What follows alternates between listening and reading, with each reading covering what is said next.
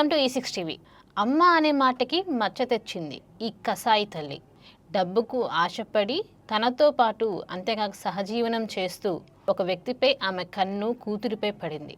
అతను కూతురిని అఘాయిత్యం చేస్తున్నా సరే డబ్బుకు ఆశపడి ఆ తల్లి కూడా సపోర్ట్ చేసింది. చివరికి నవమాసాలు మోసి జన్మనిచ్చిన కొందరు మాతృమూర్తులు పిల్లల ప్రాణ మానాలు తీస్తున్న తీరు చూస్తుంటే సమాజంలో ఇలాంటి దారుణాలు ఎన్ని చూడాలా అని ముక్కున వేలేసుకుంటున్నారు. అనకాపల్లి పట్టణానికి చెందిన ఓ వివాహిత తన భర్తతో విభేదాల కారణంగా ఇంటర్మీడియట్ చదువుతున్న ఒక కుమార్తెతో కలిసి వేరుగా నివసిస్తోంది. స్థానిక చేపల మార్కెట్ సమీపంలోని సచివాలయంలో పనిచేస్తున్న ఒక ఉద్యోగితో ఆమెకు పరిచయం ఏర్పడి అది కాస్త ప్రేమగా మారింది. అంతేకాక ఇద్దరి మధ్య వివాహేతర సంబంధం ఏర్పడింది.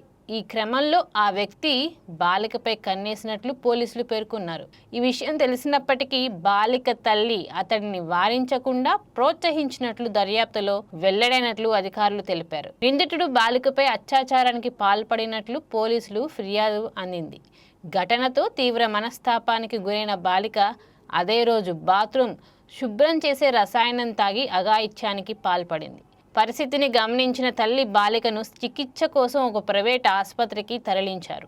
బాలిక వాగ్మూలం, అందుబాటులో ఉన్న ఆధారాల ఆధారంగా కేసులో మరిన్ని వివరాలను పోలీసులు సేకరిస్తున్నారు. బాలికపై లైంగిక దాడి ఆరోపణలు తీవ్రంగా ఉండడంతో ఘటనకు సంబంధించిన ప్రతి అంశాన్ని పరిశీలించినట్టు అధికారులు తెలిపారు. ఇది వాళ్ళ స్పెషల్ ఫోకస్.